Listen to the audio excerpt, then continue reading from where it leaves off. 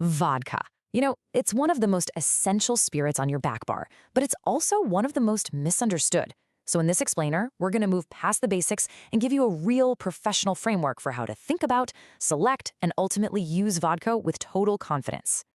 So, if you've been following along with the series, you know we've already talked about the raw materials and textures of vodka. Now, we're shifting gears from production to practice. This is all about giving you a framework for making smarter, more profitable choices for your bar, and really focusing on how things like distillation and filtration truly shape the spirit in your well. But before we get into all the nitty-gritty details, let's just zoom out for a second. To really master vodka, you first have to understand where it fits in the broader world of spirits. Now, any well-stocked bar is built on these foundations, what we call the Big Seven. You've got your gin, the whole wide world of whiskey, rum, tequila, brandy, and liqueurs. And right there, holding it all together, is vodka. It's not just another bottle on the shelf. It's a fundamental building block of mixology. And this is where vodka really stands apart. Think about it. Whiskey gets its character from grain and oak. Gin is all about its botanicals. But vodka is celebrated for its purity and its texture. Its quality isn't about adding flavor, it's about perfecting a clean, foundational structure through really precise distillation in column stills and very careful filtration. So let's look at how that unique identity is driving a major trend in the market right now.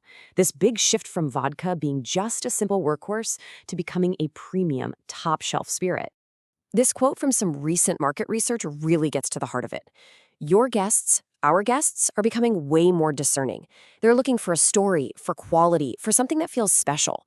The days of vodka being just some generic, neutral spirit, those are fading fast. So how does this actually impact your inventory? Well, we all manage these three tiers, right? You have your call brands, your premium brands, and your super premiums. What's changing is that customers who are driven by this new interest in craft and story are way more willing to climb this ladder, which makes your premium offerings more important than they've ever been. And this has a direct impact on your menu. This growing interest in craftsmanship makes small batch vodkas with their unique stories and production methods a really powerful draw. And that search for unique profiles, it's fueling the explosion in flavored vodkas, moving way beyond simple citrus to offer a whole new palette for adventurous drinkers. Okay, so let's talk about putting this spirit to work. Let's really explore vodka's role as the ultimate cocktail canvas. This right here illustrates a key principle. Because vodka has such a clean profile, it lets the other ingredients in a cocktail really shine. It gives you structure and proof without overpowering the drink, which makes it an absolutely ideal base for any creative bartender. Look, we all know the vodka soda. We all know the Moscow Mule. But how do we leverage this incredible versatility to create more exciting, more premium experiences for our guests? Let's look at a few distinct examples. First up, the French martini. This drink practically defined the cocktail renaissance of the 90s, and it works because a premium vodka provides that smooth, clean base that allows the rich raspberry of the Chambord and the bright, frothy pineapple juice to just come together perfectly.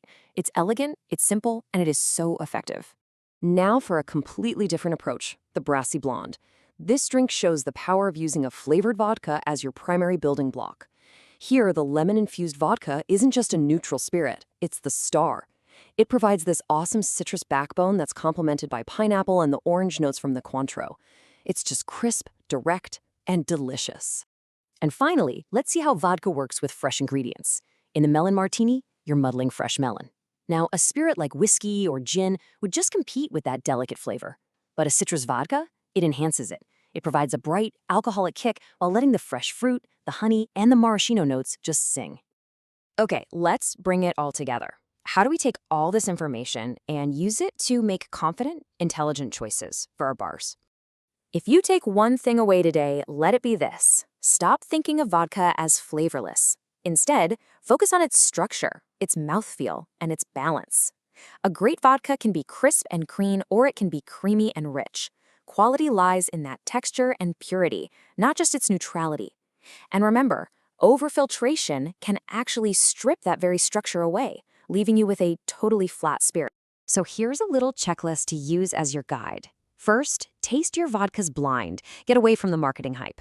Second, think about the application. Is it for a crisp martini or a complex mixed drink? Third, You've got to balance cost with what your clientele expects. And finally, remember, you don't always need to reach for the top shelf. A solid premium brand is often the smartest choice for cocktails. So I'll leave you with this to think about. When you're building your next order, what's your top priority? Is it the price, the versatility, maybe local appeal, or is it just your guest perception?